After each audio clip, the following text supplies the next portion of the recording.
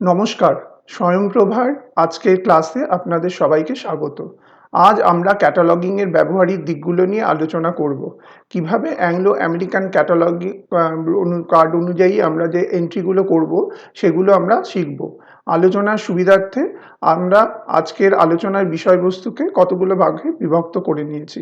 সেগুলো হলো ভূমিকা, ক্যাটালগিং এর উদ্দেশ্য, AACR 2R অনুযায়ী ক্যাটালগ করার প্রস্তুতি এবং তার নিয়মাবলীগুলো, মুখ্য সংলেখ, অতিরিক্ত সংলেখ, ক্যাটালগ কার্ডের বিবরণ, তথ্যের উৎস, ক্যাটালগ গ্রন্থের বিবরণ লিপিবদ্ধ করার যে বিভিন্ন নীতি, সেগুলো সম্পর্কে আমরা আজকে বিশদে আলোচনা করব।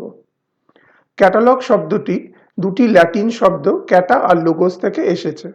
গ্রন্থাগারে নানান বিষয় ও অন্যান্য বস্তুর সংগ্রহ থাকে, কারণ আমরা সবাই জানি যে গ্রন্থাগারকে একটা স্টোর হাউস অফ নলেজ বলা হয়। এই সংগ্রহের একটি তথ্য নির্দেশিকা বা তালিকাকে ক্যাটালগ বলা হয়ে থাকে। ক্যাটালগ করার উদ্দেশ্য হল গ্রন্থ রচনার বিভিন্ন দিকগুলো সম্পর্কে পাঠককে অবহিত করা, গ্রন্থে আলোচিত বিষয়বস্তুর পরিচয় দান করা এবং একটি গ্রন্থের সঙ্গে যে কোনোভাবে সংশ্লিষ্ট অন্যান্য গ্রন্থের সম্পর্কে বিষয়ে পাঠকের দৃষ্টি আকর্ষণ করা। ক্যাটালগ প্রস্তুত করার বিভিন্ন সমস্যা ও জটিলতা নিরসন করার জন্য এবং নতুন নতুন সমস্যার সমাধানের জন্য একটি দিক নির্দেশ বা নিয়মবিধি প্রণয়ন করা আবশ্যক, আর সেই উদ্দেশ্যে বিভিন্ন ক্যাটালগ কোডের উদ্ভব। আন্তর্জাতিক ক্যাটালগিং সম্মেলনে আলোচিত প্যারিস নীতি, যেটা 1968 সালে হয়েছিল, তার উপর ভিত্তি করে প্রকাশিত হয় অ্যাংলো আমেরিকান ক্যাটালগিং কোড, যেটা আমরা AACR নামে সবাই মিলে জানি। কিন্তু এই যে AACRটা, সেটা তৈরি করতে প্রধানত দুটি দেশের যারা গ্রন্থাগারিক তাদের এক সম্মিলিত প্রচেষ্টা দেখা গিয়েছিল। একটা হচ্ছে ইউনাইটেড কিংডম বা গ্রেট ব্রিটেন এবং অপরটি হচ্ছে USA। যে উদ্দেশ্যে ক্যাটালগ তৈরি করা হয় গ্রন্থাগারে, সেগুলো হলো গ্রন্থের শারীরিক গঠন, বাহ্যিক পরিচয়, বিষয়বিন্যাস ও আলোচনার তথ্য নির্দেশ করা। এছাড়া বহুমুখী তথ্য নির্দেশনার মাধ্যমে গ্রন্থাগার সংগ্রহে সামগ্রিক তথ্য বিন্যাস করাও ক্যাটালগিংয়ের অপর উদ্দেশ্য। গ্রন্থাগার সংগ্রহকে বিভিন্ন শ্রেণীতে বিভক্ত করা এবং সেই যে বিভিন্ন শ্রেণী তাদের সম্পর্কে তথ্য সমন্বয় করাও ক্যাটালগিংয়ের উদ্দেশ্য। যে কোনো বিষয়ে গ্রন্থাগার সংগ্রহের সঞ্চয় এবং তার দুর্বলতার পরিচয় আমাদের গ্রন্থাগার ক্যাটালগ থেকে আমরা পাই।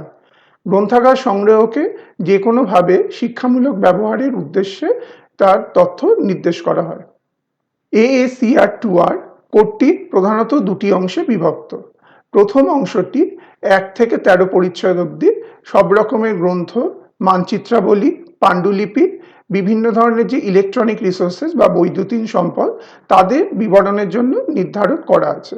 দ্বিতীয় অংশটি 21 থেকে 26 পর্যন্ত যে অধ্যায়টা, তার মধ্যে শীর্ষক, একরূপী আখ্যা এবং বিভিন্ন নির্দেশাবলীর জন্য ধার্য করা আছে। এই নির্দেশাবলী বলতে আমরা সাধারণত রেফারেন্সগুলোকে বুঝি। এই দুটি অংশ ছাড়াও কোডে অনেকগুলো পরিশিষ্ট দেওয়া আছে। যেমন অ্যাপেন্ডিক্স এতে আমরা দেখি যে কিভাবে ক্যাপিটালাইজেশন করতে হয়, অ্যাপেন্ডিক্স বিতে দেখতে পাই যে কিভাবে অ্যাব্রিভিয়েশন করতে হয়। এছাড়া অ্যাপেন্ডিক্স সিতে দেখা যায় যে বিভিন্ন নিউমেরালস মানে বিভিন্ন যে নাম্বারগুলো সেগুলোকে কিভাবে লিখতে হয়। AACR 2 যেটা 2002 সালে পরিবর্তিত হয়েছিল এবং এর নির্দেশ অনুযায়ী আমরা প্রথমে গ্রন্থের যে বিবরণমূলক যে তথ্যগুলো আমরা লিপিবদ্ধ করব এবং পরে তার যে হেডিং বা শীর্ষক সেটা কিভাবে নির্ধারণ করব এবং কিভাবে তার গঠনটা আমরা করব, সেটা নিয়ে আমরা এখানে আলোচনা করব। AACR 2 এর কোনো তথ্যের জন্য কোনো উৎস নেওয়া হবে তার নির্দেশ দেওয়া আছে এবং তথ্যের মূল উৎস কি হবে তাও বলা আছে। যেটা আমরা দেখতে পাই যে আইএসবিডি বা ইন্টারন্যাশনাল স্ট্যান্ডার্ড বিবলিওগ্রাফিক ডেসক্রিপশন, যেটা ইউনেস্কো তৈরি করেছিল, সেই স্ট্যান্ডার্ড অনুযায়ী এএসইআর2-তে বিভিন্ন বিবলিওগ্রাফিক ডেসক্রিপশন অন্তর্ভুক্ত করা হয়েছে। এখানে মূলত 8টি বিবরণ ক্ষেত্র তৈরি হয়েছে। এই 8টি ক্ষেত্র হলো আখ্যা ও দায়িত্বের বর্ণনা, মানে যেটা টাইটেল এবং স্টেটমেন্ট অফ রেসপন্সিবিলিটি হিসেবে আমরা জানি। দ্বিতীয়টি হলো সংস্করণ বা এডিশন এরিয়া। থার্ড হচ্ছে সামগ্রিক পুঙ্খানুপুঙ্খ বর্ণনা, বা যে আমাদের মেটেরিয়াল যেটা দিয়ে তৈরি হয়, আমাদের যে সম্পদ যেটা আমরা নিয়ে আলোচনা করব, যার ক্যাটালগিং করব, সেটাকে আমরা তার কিভাবে কি মেটেরিয়াল দিয়ে তৈরি, সেই সামগ্রিক একটা পুঙ্খানুপুঙ্খ বর্ণনা আমরা এখানে দিয়ে থাকি। 4 নম্বর যে এরিয়াটা, সেটা প্রকাশনা ও পরিবেশনার জন্য নির্ধারিত আছে। 5 নম্বর এরিয়াটা আকারগত বিবরণ বা ফিজিক্যাল ডেসক্রিপশন, এবং এর সাথে যদি কোনো আলাদা কোনো মেটেরিয়াল দেওয়া হয় কোনো একটা পার্টিকুলার বইয়ের সঙ্গে, সেইটা আমরা এখানে লিপিবদ্ধ করে থাকি। 6 নম্বর এরিয়াটা হচ্ছে সিরিজ এরিয়া বা গ্রন্থমালা এরিয়া। 7 নম্বর এরিয়াটা হচ্ছে নোট এরিয়া, যেটাকে আমরা টিকা এরিয়া হিসেবেও বলে থাকি। আর 8 নম্বর এরিয়াটা হচ্ছে প্রামাণ্য সংখ্যা ও প্রাপ্যতার শর্তাবলী আমরা লিখে থাকি। প্রামাণ্য সংখ্যা বলতে এখানে বইয়ের ক্ষেত্রে আইএসবিএন, মানে যেটাকে ইন্টারন্যাশনাল স্ট্যান্ডার্ড বুক নাম্বার বলা হয়, এবং বিভিন্ন সিরিয়ালের ক্ষেত্রে আইএসএসএন, বা যেটাকে আমরা ইন্টারন্যাশনাল স্ট্যান্ডার্ড সিরিয়াল নাম্বার বলে থাকি, সেইগুলো এখানে লেখা হয়। এবং এর সঙ্গে এটাকে কত খরচ আর কি এই বইটির দাম, সেটা আমরা এখানে লিখে থাকি। ক্যাটালগ কার্ডে এন্ট্রি বা সংলেখ জেনারেলি 3 ধরনের হয়, যথা মুখ্য সংলেখ বা মেন এন্ট্রি, অতিরিক্ত সংলেখ বা অ্যাডেড এন্ট্রি, এবং বিশ্লেষণী সংলেখ বা অ্যানালিটিক্যাল এন্ট্রি। তবে বিশ্লেষণী সংলেখ সব ক্ষেত্রে প্রযোজ্য নয়। যখন কোনো বইয়ে বিভিন্ন লেখক বিভিন্ন অধ্যায় লেখেন এবং সেই বইটির একটি সামগ্রিক আখ্যা থাকা সত্ত্বেও পাঠকদের গুরুত্বপূর্ণ অধ্যায়গুলো জানবার দরকার হয়, তখন এই ধরনের বিশ্লেষণী সংলেখ তৈরি করা হয়। মুখ্য সংলেখে গ্রন্থের পরিচয় জ্ঞাপক যাবতীয় তথ্য বিশেষ রীতি অনুসারে বর্ণিত থাকে। মুখ্য সংলেখে তথ্য পরিবেশনের 4টি অংশ থাকে।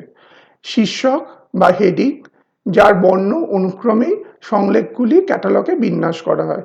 অর্থাৎ যখন ক্যাটালগ কার্ডগুলি আমরা অ্যারেঞ্জ করি বা পরপর সাজাই, তখন সেটি এই বর্ণ অনুসারেই পরপর সাজানো হয়ে থাকে।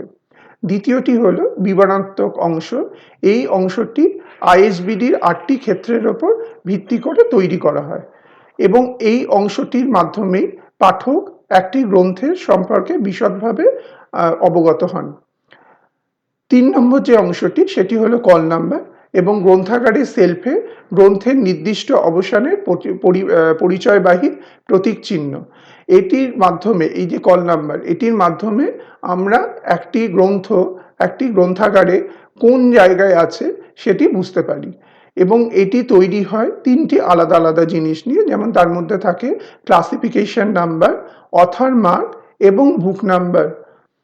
আর 4 নম্বর যে জিনিসটি আমাদের ক্যাটালগ কার্ডে আমরা খুঁজে পাই, সেটি হলো অ্যাক্সেশন নাম্বার। এখানে যে গ্রন্থাগারের এই বইটি আছে, সেই গ্রন্থাগারে এটি সম্পত্তির তালিকায় কত নম্বর, সেই ক্রমিক নাম্বারটির মাধ্যমে আমরা অ্যাক্সেশন নাম্বার নির্ধারণ করে থাকি, এবং ওই গ্রন্থটি ওই গ্রন্থাগারে কততম বই, এটা আমরা বুঝতে পারি। ক্যাটালগ কার্ডে যে বিভিন্ন চিত্র আছে, তার মধ্যে একটির দিকে আমরা দেখতে পাই একটা মানে আমরা বিভিন্ন ধরনের যে মানে টাইপের যে ক্যাটালগ কার্ড হয়, তার মধ্যে সবচেয়ে গুরুত্বপূর্ণ এবং বহুল প্রচলিত সেটি হলো একটা ক্যাটালগ কার্ড। এবং বিভিন্ন ক্যাটালগের মধ্যে অন্য যেগুলো আছে আমি বলতে পারি, সেগুলো হচ্ছে প্রথমত পুস্তক আকৃতির একটা হয়, কখনো কখনো লুজ সেলফের আকৃতির হয়। তো আমরা বেসিক্যালি আজকে যেটা নিয়ে আলোচনা করব, সেটা হচ্ছে ক্যাটালগ কার্ড। তো এই যে ছবিটি আপনারা দেখছেন, এটি হচ্ছে ক্যাটালগ কার্ডের একটি চিত্র। এই প্রতিটি কার্ডে একটি মাত্র গ্রন্থের বিবরণ থাকে, এবং সেই কার্ডটি একটি গ্রন্থের একটি মাত্র এন্ট্রি নির্দেশ করে। এই কার্ডটি 5 বাই 3 আকারের হয়, মানে 5 ইঞ্চি বাই 3 ইঞ্চি আকারের হয়। কার্ডের শীর্ষ থেকে প্রায় 1 ইঞ্চি নিচে ভূমির সমান্তরালে একটি লাল সরু লেখা থাকে। এই কার্ডের বাঁ দিক থেকে লম্ব অবস্থায় প্রায় 1 ইঞ্চি দূরে একটি লাল রেখা থাকে। ওই রেখার প্রায় 1/3 ইঞ্চি পরে আর একটি লাল রেখা থাকে। এই দুই লম্ব রেখাকে লিখন সীমা বা ইন্ডেনশন বলা হয়। প্রথম বাঁ দিকের রেখাটিকে প্রথম লিখন সীমা আর দ্বিতীয় রেখাটিকে দ্বিতীয় লিখন সীমা বলা হয়। ভূমির সমান্তরাল লাল রেখার নিচে সেই রেখার সমান্তরাল কয়েকটি হালকা নীল রেখা থাকে। এই রেখাগুলি এন্ট্রি লিপিবদ্ধ করার লাইন ঠিক করে। কার্ডের নিচে একটি গোল ছিদ্র থাকে। এছাড়াও একটি অদৃশ্য রেখা আমরা কল্পনা করে নিই, যেটি শুধুমাত্র ব্যবহার করা হয় যখন শীর্ষকটি খুব বড় হয়। এটিকে থার্ড ইন্ডেনশন বলে। অনেক সময় প্রথম কার্ডে সব এন্ট্রিগুলো লেখা সম্ভবপর হয় না, তখন একটি কন্টিনিউড কার্ড বা প্রসারিত কার্ড ব্যবহার করা হয়। যখন গ্রন্থনাম দিয়ে শীর্ষক তৈরি করা হয় তখন বিবরণের অংশটি দ্বিতীয় লিখন সীমা থেকে শুরু হয়।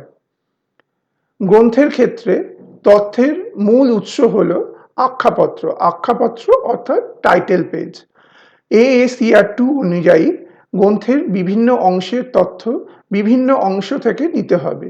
যদি এই বাইরে কোনো অংশ থেকে তথ্য নেওয়া হয় তবে তা তৃতীয় বন্ধনীর মধ্যে রাখতে হবে। বইয়ের কভার পেজ বা মলাটের সাথে আমরা সাধারণত আখ্যাপত্রকে গুলিয়ে ফেলি। এটি মূলত বইয়ের প্রথম পাতা হয়, যা মলাটের ভেতরে থাকে। এবার তাহলে দেখে নেওয়া যাক ক্যাটালগে গ্রন্থের বিবরণ নথিভুক্ত করার জন্য কোন তথ্য কোথা থেকে নিতে হবে। আখ্যা ও দায়িত্বের বর্ণনা করার জন্য যে তথ্যগুলো আমাদের দরকার তা আমরা আখ্যাপত্র থেকে পাব। গ্রন্থের সংস্করণ সম্পর্কে যদি আমরা তথ্য নিতে চাই তাহলে সেটা গ্রন্থের আখ্যাপত্র। এছাড়াও আখ্যাপত্রের পিছন পৃষ্ঠা, যেটাকে আমরা প্রারম্ভিক পৃষ্ঠাও বলতে পারি, এছাড়া কোলোফোনে আমরা পেতে পারি। গ্রন্থের প্রকাশনা ও পরিবেশনার বর্ণনা আমরা আখ্যাপত্র, অন্যান্য প্রারম্ভিক পৃষ্ঠা এবং কোলোফোনে পেয়ে থাকি। আকারগত বিবরণ আমরা জেনারেলি গোটা বইটার ওপর আমরা দেখি এবং সেই বইটির ওপর আমরা সেই তথ্য সংগ্রহ করি। সেই জন্য প্রকাশনার সমগ্র অংশটি আমাদের নজরে রাখতে হবে। গ্রন্থমালার তথ্য আমরা আখ্যাপত্র, গ্রন্থের এবং প্রচ্ছদ এবং প্রকাশনার বাকি অংশ থেকে আমরা দেখতে পাই। কখনো কখনো গ্রন্থমালার জন্য আলাদা একটি আখ্যাপত্র থাকে বইটির ভেতরে, তখন আমরা সেই আখ্যাপত্রটি থেকেও গ্রন্থমালা সম্পর্কে তথ্য সংগ্রহ করতে পারি। পরের যে এরিয়াটা সেটা হচ্ছে টিকা এরিয়া। এটি যে কোনো তথ্য উৎস থেকে গ্রন্থাগারিক যদি মনে করেন যে কোনো তথ্য যেটা পাঠকদের জন্য খুব গুরুত্বপূর্ণ, সেগুলি তিনি সেখান থেকে উল্লেখ করতে পারেন এই টিকা এরিয়াতে। এখানে কিন্তু বেসিক্যালি পুরোটাই গ্রন্থাগারিকের ওপর নির্ভর করে যে তিনি তার গ্রন্থাগারে যারা পাঠক তাদের জন্য যদি কোনো প্রয়োজনীয় তথ্য তিনি দিতে চান, এই বাকি যে এরিয়াগুলোতে যে তথ্যগুলো নেই সেই তথ্যগুলো তিনি যদি দিতে চান তাহলে এই টিকা এরিয়াতে তিনি তা দিতে পারেন। এবং শেষ যে এরিয়াটা বা 8 নম্বর এরিয়া, যেখানে আমরা প্রামাণ্য সংখ্যা বা প্রাপ্যতার শর্তাবলী বর্ণনা করি, সেখানে আমরা সেই তথ্যগুলো আমরা ISBN নাম্বার বা ISSN নাম্বার, যে নাম্বারই আমরা লিখি না কেন, সেটা জেনারেলি গ্রন্থের আমরা প্রারম্ভিক পেজ অথবা সেই গ্রন্থের যে কোনো উৎস থেকে আমরা নিতে পারি। AACR 2R ক্যাটালগকে 3টি স্তরে গ্রন্থের বিবরণ লিপিবদ্ধ করার স্বাধীনতা দিয়েছে। ছোট গ্রন্থাগারের ক্ষেত্রে প্রথম স্তরের বিবরণ দিলেই সাধারণত কাজ হয়ে যায়। এর একটি কারণ হলো ছোট গ্রন্থাগারে গ্রন্থের সংখ্যা কম এবং সেখানে পাঠকের সংখ্যা সাধারণত কম হয়। তাই পাঠক গ্রন্থের এই প্রাথমিক স্তরের বিবরণে তারা সমস্তটাই বুঝতে পারে যে গ্রন্থের যে আমাদের যে তথ্যগুলো দরকার, একটি গ্রন্থে কী বিবরণ দেওয়া আছে সেই সম্পর্কে সমস্ত তথ্য তিনি ক্যাটালগের প্রথম স্তরে পেয়ে যান। এখানে কি কি থাকে আমরা যদি দেখি, সেখানে আমরা প্রথমে দেখব গ্রন্থের টাইটেল বা আখ্যা, তার সঙ্গে একটা স্ল্যাশ দিয়ে তারপর তার স্টেটমেন্ট অফ রেসপন্সিবিলিটি বা সেই গ্রন্থটি যার দায়িত্বে সেই দায়িত্ব সংক্রান্ত তথ্য আমরা এখানে লিখে থাকি। তারপর একটি স্টপ ড্যাশ আমরা ইউজ করি এবং তারপর একটা এডিশন বা সংস্করণ যেটা সেই গ্রন্থের সেটি সেখানে লিখি। তারপর আবার একটা স্টপ ড্যাশ দেওয়া হয় এবং সেখানে মেটেরিয়ালের ডেসক্রিপশন লেখা হয়। মেটেরিয়ালের ডেসক্রিপশন একটা জিনিস আমরা মাথায় রাখবো যখন লিখব, বইয়ের ক্ষেত্রে জেনারেলি যেটা আমরা প্রিন্টেড ডকুমেন্ট, সেখানে কিন্তু কখনো আমরা মেটেরিয়াল আমরা লিখি না যে এটি পেপার মেটেরিয়াল বা অন্য কোনো মেটেরিয়াল, সেগুলো আমরা লিখি না। এটি ব্যবহার হয় গ্রন্থ ব্যতীত অন্যান্য যে সামগ্রীগুলো, যেমন ধরুন সিডি বা ডিভিডি, ম্যাপ, অ্যাটলাস, এই সমস্ত ক্ষেত্রে আমরা এই মেটেরিয়াল ডেসক্রিপশনের কথাটি ব্যবহার করে থাকি। তারপর আবার একটা স্টপ ড্যাশ দিতে হবে। এবার গ্রন্থের ক্ষেত্রে অনেকে প্রশ্ন করতে পারে, এখানে যদি নাই লিখি তাহলে এই কথাটি আমি উল্লেখ করলাম কেন এখানে? এটি উল্লেখ করলাম কারণ আমরা এখানে গ্রন্থ ব্যতীত অন্যান্য যদি কোনো সম্পদের যদি আমরা ক্যাটালগ কার্ড করতে চাই, তখন আমরা এই জিএমডি কথাটি ইউজ করব। এখন সেখানে গ্রন্থের যখন করব তখন এইটি তো আমরা শূন্যস্থান মানে ফাঁকা রেখে করব না, সেই জন্য সেই জায়গাটি আমরা বাদ দিয়ে চলে যাব এবং এডিশনের পরই স্টপ ড্যাশ দিয়ে প্লেস অফ পাবলিকেশনটি লিখব। প্লেস অফ পাবলিকেশন মানে প্রকাশনার স্থান। প্রকাশক যেখান থেকে বইটি প্রকাশ করছেন সেই স্থানটির নাম দিয়ে তারপর একটি কোলন চিহ্ন দিতে হবে এবং তারপর প্রকাশকের নাম দিতে হবে। প্রকাশকের নাম দেওয়া হয়ে গেলে একটি কমা দিয়ে ডেট অফ পাবলিকেশন অর্থাৎ প্রকাশের দিনটি বা সালটি উল্লেখ করতে হবে। তারপরে আবার স্টপ ড্যাশ দিতে হবে এবং দেওয়ার পর এক্সটেন্ড ডট আইটেম বা বইটির ফিজিক্যাল ডেসক্রিপশন আমাদের দিতে হয়। এখানে ফিজিক্যাল ডেসক্রিপশন বলতে বইটিতে কতগুলো পৃষ্ঠা আছে এবং তার সঙ্গে যদি বইটির ভেতর কতগুলো চিত্র আলাদা করে থাকে বা ম্যাপ থাকে, সেগুলো আমরা এখানে উল্লেখ করে দেব। তার সঙ্গে আবার কোনো যদি অ্যাকম্পানিং মেটেরিয়াল যেটা বইয়ের সঙ্গে অনেক সময় দেওয়া হয়, বিশেষত যদি কম্পিউটার সায়েন্সের বই হয়, সেগুলোর ক্ষেত্রে দেখা যায় যে অনেক সময় ডিভিডি বা সিডি দেওয়া হচ্ছে যেগুলোতে বিভিন্ন প্রোগ্রামিং ল্যাঙ্গুয়েজ লেখা আছে, তো সেক্ষেত্রে আমাদের সেই ডিভিডি বা সিডির কথাটি এখানে উল্লেখ করতে হবে। যখন আমাদের ফিজিক্যাল ডেসক্রিপশনের বর্ণনা শেষ হয়ে যাবে, তখন আবার একটি স্টপ ড্যাশ দিয়ে আমরা পরবর্তী ক্ষেত্র অর্থাৎ নোট এরিয়াতে চলে যাব। নোট এরিয়া তখনই গ্রন্থাগারিকরা ইউজ করে থাকেন যখন নোট এরিয়ার ভেতর কোনো রকমভাবে ইম্পর্টেন্ট কিছু পাঠকদেরকে দেওয়ার থাকে। যদি না দেওয়ার থাকে তাহলে সেই নোট এরিয়াটা আমরা ফাঁকাই রাখব এবং স্টপ ড্যাশ দিয়ে স্ট্যান্ডার্ড নাম্বার বা প্রামাণ্য সংখ্যাতে চলে যাব। এবার আমরা যদি দ্বিতীয় স্তরের ক্যাটালগে যেভাবে বিবরণ দেওয়া হয় সেটি নিয়ে যদি আলোচনা করি, তাহলে দেখব প্রথমে এখানেও আমরা শীর্ষক মানে বইয়ের যে আখ্যা সেই টাইটেলটা লিখি এবং একটা স্ল্যাশ দিয়ে স্টেটমেন্ট অফ রেসপন্সিবিলিটি বা দায়িত্ব যার, সেই দায়িত্বটি যে ব্যক্তির সে তার নামটি এখানে লেখা হয় এবং তারপর একটি স্টপ ড্যাশ দেওয়া হয়। তারপর সংস্করণটি উল্লেখ করা হয় এবং সংস্করণের সাথে কেউ যদি ওই পার্টিকুলার সংস্করণটির জন্য দায়িত্ব নিয়ে থাকেন তাহলে তার নাম দেওয়া হয়, অর্থাৎ এডিটরের নাম এখানে স্ল্যাশ দিয়ে লেখা হয়। তারপর স্টপ ড্যাশ দিয়ে আবার সেই জিএমডিটা লেখা হয়। জিএমডি যখন লিখবো আমরা, তখন কিন্তু যদি বই ছাড়া অন্যান্য সামগ্রিক ক্যাটালগ করি তখনই আমরা জিএমডির কনসেপ্টটা এখানে ইউজ করব। আদারওয়াইজ আমরা কিন্তু কোনো রকমভাবে মেটেরিয়াল লিখব না, শুধু বই বা জার্নালের ক্ষেত্রে যেটা প্রিন্টেড ডকুমেন্ট সেখানে আমরা জিএমডি লিখব না। এবং তারপরের যে এরিয়াটা সেটা আমরা আবার স্টপ ড্যাশ দিয়ে শুরু করব এবং সেখানে প্লেস অফ পাবলিকেশন অর্থাৎ প্রকাশনার স্থান এবং প্রকাশকের নাম এবং তার সঙ্গে প্রকাশনার সাল, এই তিনটে জিনিস আমরা একত্রে উল্লেখ করি। দুটো আলাদা আলাদা জ্যোতিচিহ্নের মাধ্যমে এগুলোকে ডিফারেন্সিয়েট করি। যেমন প্রকাশক প্লেস অফ পাবলিকেশনের পর একটা কোলন দেওয়া হয়, তারপর প্রকাশকের নামের পর একটা কমা দেওয়া হয় এবং ডেট অফ পাবলিকেশন দিয়ে আমরা শেষ করি এবং ফুল স্টপ এবং একটা ড্যাশের মাধ্যমে আমরা পরবর্তী এরিয়া যেটা এক্সটেন্ড অফ আইটেম সেখানে চলে যাই। এক্সটেন্ড অফ আইটেমে আমরা জেনারেলি প্রথমে এখানে পৃষ্ঠা সংখ্যা লিখি এবং সেটা লেখার পর একটা কোলন দিয়ে আদার ফিজিক্যাল ডিটেলস, মানে যদি এর সঙ্গে কোনো রকম ইলাস্ট্রেশনস বা চিত্র থাকে তাহলে এখানে সেটা উল্লেখ করি। এছাড়াও বইটির দৈর্ঘ্য এবং প্রস্থও কিন্তু এখানে উল্লেখ করা হয়, যেটাকে আমরা ডাইমেনশন বলছি। এটা যখন পুরো লেখা হয়ে যায় তারপর আমরা এর সঙ্গে একটা প্লাস সাইন দিয়ে যে অ্যাকম্পানিং মেটেরিয়াল, মানে এই বইয়ের সঙ্গে যদি কিছু থাকে সেটার উল্লেখ করে থাকি। এই পঞ্চম এরিয়া শেষ হয়ে যাওয়ার পর আমরা এখানে আবার স্টপ ড্যাশ দিই এবং একটা টাইটেল অফ সিরিজ, একটা প্রথম বন্ধনী দিয়ে তার মধ্যে লিখি। এই টাইটেল অফ দ্য সিরিজ মানে এটা যেহেতু একটা সিরিজ এরিয়া, সেই জন্য যদি কোনো বই কোনো সিরিজের আন্ডারে থাকে তাহলে সেই সিরিজের নামটা এখানে লিখতে হয় এবং তারপর একটা স্ল্যাশ দিয়ে সেখানে statement of responsibility related to that series আমরা লিখে থাকি। মানে যদি কেউ এডিট করে থাকে বা ওই পার্টিকুলার সিরিজটার জন্য যদি অন্য কেউ দায়িত্ব নিয়ে থাকে তার নামটা আমরা এখানে লিখে থাকি। এরপর একটা সেমিকোলন দিয়ে সেই সিরিজের যে নাম্বারটা সেটা আমরা লিখে থাকি এবং সবশেষে আমাদের প্রথম বন্ধনী শেষ করি।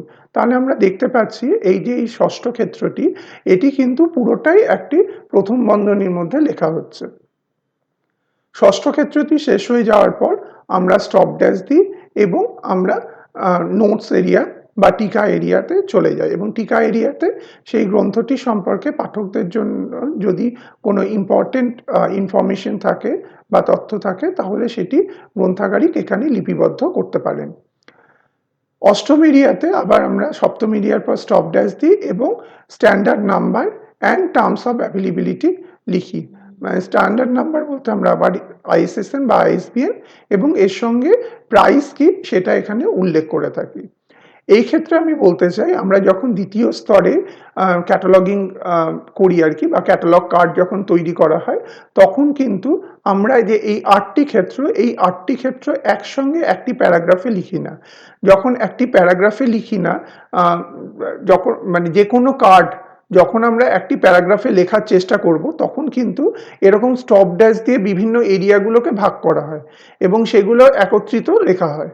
যখন যেমন দ্বিতীয় স্তরে আমরা করব না যে একসঙ্গে লিখব না একটি প্যারাগ্রাফের ভেতর, তখন আমরা করি কি প্রথম চারটি কার্ডকে একত্রিতভাবে লিখি এবং সেটার পর আবার পরবর্তী যে পঞ্চম ক্ষেত্র এবং ষষ্ঠ ক্ষেত্র সেটাকে একটা প্যারাগ্রাফে লিখি এবং সপ্তম ক্ষেত্র আলাদা লিখি এবং অষ্টম ক্ষেত্র আলাদা। মানে আমরা টোটাল চারটি পার্টে বা চারটি প্যারাগ্রাফে এই আটটি ক্ষেত্রকে বিবরণ দিই এবং এই আটটি ক্ষেত্রে যখন বিবরণ দিচ্ছি আমরা তখন আমরা খেয়াল করে দেখবেন আপনারা, যখন আমি পরবর্তীকালে উদাহরণগুলো দেখাবো তখন যখন ক্ষেত্র শেষ হচ্ছে, ধরুন প্রথম প্যারাগ্রাফে যেমন প্রথম ক্ষেত্র থেকে চতুর্থ ক্ষেত্র অবধি আমরা বর্ণনা দিচ্ছি, তখন চতুর্থ ক্ষেত্রে যখন এটি শেষ হচ্ছে সেই শেষ হওয়ার পরে এটি কিন্তু প্যারাগ্রাফ চেঞ্জ হওয়ার আগে ওটা শুধুমাত্র স্টপ হয়, তখন স্টপ ড্যাশ কথাটি আমরা ইউজ করি না এবং দ্বিতীয় প্যারাগ্রাফ যখন শুরু হয় সেটি ওই সেকেন্ড ইন্ডেনশন থেকেই শুরু হয়, যেমন প্রথম প্যারাগ্রাফ শুরু হচ্ছে। বিবরণের ক্ষেত্রে প্রত্যেকটাই কিন্তু দ্বিতীয় এডিশন মানে দ্বিতীয় যে ইন্ডেনশন আছে সেই দ্বিতীয় ইন্ডেনশন থেকে আমরা শুরু করে থাকি। তৃতীয় স্তরের মধ্যে অন্য সব রকম নিয়ম অন্তর্ভুক্ত করা হয়, তবে খুব স্পেশাল লাইব্রেরি মানে গবেষণামূলক যদি কোনো গ্রন্থাগার না হয় তাহলে কিন্তু আমরা এই তৃতীয় স্তরের ক্যাটালগ কার্ড প্রস্তুত করি না। এর দুটি কারণ আছে। প্রথম কারণটি হচ্ছে তৃতীয় স্তরে ক্যাটালগ কার্ড করতে হলে আমাদের অনেকগুলো কার্ডের দরকার পড়ে এবং সেই কার্ডগুলো আমাদের ক্যাটালগ রাখার যে জায়গা, যে ক্যাবিনেট, তার জায়গা অনেকটা বৃদ্ধি করে নেন। সেই জন্য আমাদের গ্রন্থাগারে সবচেয়ে যেটা বড় প্রবলেম সেটা হচ্ছে একটা স্থান সংকুলান করা। তো সেই কারণে আমরা তৃতীয় স্তরে যে ক্যাটালগ কার্ডগুলো হয় সেগুলো জেনারেলি তৈরি করি না। এখন আমরা যদি ক্যাটালগ এন্ট্রিকে নিয়ে আলোচনা করি, একটা এন্ট্রি বলতে আমরা কি বুঝি, তাহলে বলতে হবে একটি গ্রন্থের বিবরণকে আমরা ক্যাটালগের এন্ট্রি বলি। তো একটা ক্যাটালগ এন্ট্রিকে আমরা মোটামুটি 5টি ভাগে ভাগ করে থাকি। প্রথম হচ্ছে শীর্ষক বা হেডিং, যেটাকে আমরা অ্যাক্সেস পয়েন্টও বলে থাকি, কারণ পাঠকেরা এই অ্যাক্সেস পয়েন্ট বা হেডিং দেখেই কিন্তু ক্যাটালগগুলিকে খুঁজে পান। দ্বিতীয় হচ্ছে বর্ণনা বা ডেসক্রিপশন, এটির মাধ্যমে আমরা ক্যাটালগে কার্ডের মধ্যে সমস্ত রকম একটি গ্রন্থের যতগুলো তথ্য আমরা দিতে পারি তা এখানেই বর্ণনা করি। 3 নম্বরটি হচ্ছে একটি পাংচুয়েশন মার্ক বা জ্যোতিচিহ্ন। এটা খুব ইম্পর্টেন্ট, যেটা আমি আগের স্লাইডেই বলছিলাম যে স্টপ ড্যাশ একটা ইম্পর্টেন্ট পাংচুয়েশন। এছাড়াও আমরা ব্যবহার করে থাকি সেমিকোলন এবং কমা। বিভিন্ন ধরনের যে প্যারাগ্রাফগুলো হচ্ছে বা বিভিন্ন এরিয়াগুলো, তারা পরস্পরের মাধ্যমে যখন আর কি পরস্পরকে ডিফারেন্সিয়েট করছে একটি স্টপ ড্যাশের মাধ্যমে, আমরা বুঝতে পারবো একটা এরিয়া থেকে অন্য এরিয়াতে গেছি তখনই যখন একটি স্টপ ড্যাশ ব্যবহার করা হয়েছে। আর একটা ইম্পর্টেন্ট জিনিস আমরা ক্যাটালগ কার্ডে দেখতে পাই, সেটা হচ্ছে কল নাম্বার বা বাংলাতে যাকে ডাক সংখ্যা বলা হয়। যেটা আমি আগেই বলছিলাম, ডাক সংখ্যা মূলত একটি গ্রন্থাগারে একটি পার্টিকুলার গ্রন্থের অবস্থানকে বোঝায়। এই ডাক সংখ্যা তৈরি হয় বিভিন্ন ক্লাসিফিকেশন নাম্বার এবং তার সঙ্গে বুক নাম্বার এবং অথর মার্কের দ্বারা। তো এই ডাক সংখ্যা একটি পার্টিকুলার গ্রন্থ সেই গ্রন্থাগারে কোন সেলভে কোনখানে আছে সেটা নির্দেশ করে। পরবর্তী যে জিনিসটি ক্যাটালগ কার্ডের মধ্যে থাকে, এন্ট্রিতে থাকে, সেটি হচ্ছে বইটির অ্যাক্সেশন নাম্বার। এই অ্যাক্সেশন নাম্বারটি খুব গুরুত্বপূর্ণ, কারণ এরকম হতে পারে একটি গ্রন্থাগারে একের বেশি একই আখ্যাপত্রযুক্ত গ্রন্থ আছে, মানে একটা বইয়ের অনেকগুলো কপি আছে। তখন কি করা হবে, তখন আমরা বুঝবো কি করে ক্যাটালগ কার্ড দেখে যে এই গ্রন্থের অনেকগুলো কপি আছে? এই অ্যাক্সেশন নাম্বার দেখে, কারণ কল নাম্বার সবার এক হবে। একটা গ্রন্থের পার্টিকুলার যে টাইটেল আছে তার যে কল নাম্বার সেটা কিন্তু সর্বদা একই হয়, কিন্তু তার যদি অনেকগুলো কপি থাকে সেটি আলাদা আলাদা করা যায় এই অ্যাক্সেশন নাম্বারের দ্বারা। তো এই অ্যাক্সেশন নাম্বার কিন্তু খুব গুরুত্বপূর্ণ এবং আমরা ক্যাটালগ কার্ডের বাঁ দিকে এটার অবস্থান আমরা দেখতে পাই। আর শেষে যেটা আমরা বলবো, যেটাকে বলা হয় ট্রেসিং। ট্রেসিং বেসিক্যালি আমরা ব্যবহার করতে পারি শুধুমাত্র লাইব্রেরি স্টাফেদের কথা ভেবে, এটা পাঠকদের কোনো দরকারি জিনিস নয়। তার কারণ হচ্ছে ট্রেসিং মাধ্যমে আমরা ক্যাটালগ কার্ডের সঙ্গে যুক্ত অন্যান্য যে ক্যাটালগ কার্ড, মানে পার্টিকুলার ওই বইটি আর কতগুলো ক্যাটালগ কার্ড আছে সেটা বোঝাবার জন্য পেন্সিলে সেই কার্ডের যে বিষয়টা সেটা আমরা ওখানে লিখে রাখি। তো আমরা দেখে নিতে পারি ট্রেসিং যখন আমরা করব সেই ক্যাটালগ কার্ড সাজালে কীরকম লাগে। মানে একটা যদি আমরা উদাহরণ নিই, ক্যাটালগ গ্রন্থের বিবরণ লিপিবদ্ধ করার রীতি অনুযায়ী একটা ক্যাটালগ কার্ড যদি আমরা তৈরি করি তাহলে কীরকম দেখায়। আপনারা দেখতে পাচ্ছেন এই যে ক্যাটালগ কার্ডটা, এখানে বিভিন্ন যে এরিয়া সেগুলো কিন্তু স্টপ ড্যাশের মাধ্যমে প্রত্যেকটা এরিয়ার মধ্যে একটা ডিফারেন্সিয়েট করার চেষ্টা করা হয়েছে এবং প্রথম চারটি যে এরিয়া সেই চারটি এরিয়া এবং তারপরে দুটি এরিয়া, তারপর নোট এরিয়া 7 নম্বরটি এবং 8 নম্বর যে এরিয়া সেটা হচ্ছে এর স্ট্যান্ডার্ড নাম্বার এবং টার্মস অফ অ্যাপ্লিকেবিলিটি। এবার একটা উদাহরণ সহযোগে আমরা যদি এই পুরো ব্যাপারটা দেখতে চেষ্টা করি তাহলে আমরা একটা বই নিই প্রথমে। সেটা ধরুন আমরা নিলাম physical chemistry and intermediate text, যার অথর হচ্ছে বা লেখক হচ্ছে C.W. সেহগাল। এবার C.W. সেহগাল এবং ওনার সাথে আরেকজন কো অথর আছেন, মানে দুজন অথরের লেখা বই, তিনি হচ্ছেন A.K. কাক্কার। তো এই বইটি আমরা তার যদি আখ্যাপত্র দেখি সেখানে আমরা দেখব যে এই বইটি ELBS এবং বাটারওয়ার্থ পাবলিকেশন থেকে পাবলিশ হয়েছে এবং এটি লন্ডন থেকে পাবলিশ হয়েছে। এবং সেই verse of the title page অর্থাৎ আখ্যাপত্রের পেছন পাতা যেটা, সেখানে যদি আমরা দেখি সেখান থেকে আমরা যে ইনফরমেশনটা পাবো সেটা হচ্ছে এই বইটির সংস্করণ হচ্ছে 3য় সংস্করণ এবং এটি 1967 সালে পাবলিশড হয়েছিল, মানে 3য় সংস্করণটি 1967 সালে প্রকাশিত হয়েছিল। এই বইটি যখন আমরা ফিজিক্যালি ভেরিফিকেশন করি, যখন আমরা হাতে নিয়ে দেখি, তখন আমরা এর মধ্যে খুঁজে পাই যে এর প্রথমে যে 17টি পাতা, সেই 17টি পাতা একটা রোমান হরফ দিয়ে নাম্বারিং করা আছে, পেজ নাম্বারিং, এবং তার পরবর্তী পেজগুলো সেগুলো 1 থেকে 600 পাতা অবধি বইটিতে পৃষ্ঠা সংখ্যা আছে। এর যে আকৃতি সেটি 20 সেন্টিমিটার লম্বা এবং দৈর্ঘ্যে 11 সেন্টিমিটার প্রস্থে, এবং এর যে সাবজেক্ট বিষয়বস্তু সেটা আমরা সহজেই বুঝতে পারি যে এটা হচ্ছে ফিজিক্যাল কেমিস্ট্রির বই। তো আমরা যখন এটাকে ক্যাটালগের আকারে লিপিবদ্ধ করব ক্যাটালগ কার্ডে, তখন আমরা দেখব যে এর হেডিং কি হবে। এবার AACR2 অনুযায়ী বাই ডিফল্ট এর হেডিং বা শীর্ষক সবসময় যদি এর অথার বা লেখককে সেটা যদি পরিষ্কার বোঝাতে গিয়ে থাকে, মানে মূল লেখককে সেটা যদি গিয়ে বোঝা যায় আর কি, বইটির যে আখ্যাপত্র সেটি দেখে, তাহলে সেই নামটিকে আমরা শীর্ষক হিসেবে ব্যবহার করব। তো এক্ষেত্রে আমরা এটা সহজেই বুঝতে পেরেছিলাম, কারণ CW সেহেগালের নামটি ক্যাপিটাল লেটারে লেখা ছিল। তো সেই কারণে আমরা CW সেহেগালকে এই আখ্যাপত্রের শীর্ষক হিসেবে আমরা নিচ্ছি, এবং এই ক্যাটালগ কার্ডে শীর্ষকে আমরা প্রথমে তার পদবী সেহেগাল সেটা লিখিব, এবং তারপর একটা কমার মাধ্যমে ডিফারেন্সিয়েট করব একটা জায়গা, এবং তারপর সেখানে C এবং W ওনার যে নামের অধ্যাক্ষর দুটি সেই দুটি লিখব। এবার যখন এর ফিজিক্যাল ডেসক্রিপশন দেব, তখন আমরা প্রথম সেকেন্ড ইন্ডেনশন থেকে শুরু করব, লাল লাইনটির ঠিক নিচে। সেখানে physical chemistry and intermediate text যেটা বইটির নাম সেটি প্রথমে লিখব, এবং একটি স্ল্যাশ বা স্ল্যাশ চিহ্ন দিয়ে সেখানে CW সেহেগাল এবং আরেকজন অথার যে AK কাক্কার তার নাম দুটি লিখব।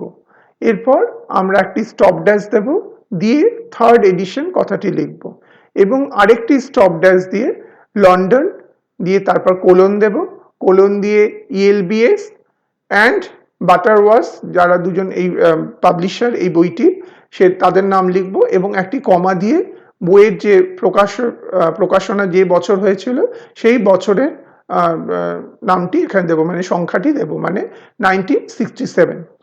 এরপর আমরা ফুল স্টপ দিয়ে এই প্রথম যে প্যারাগ্রাফ সেটি শেষ করব।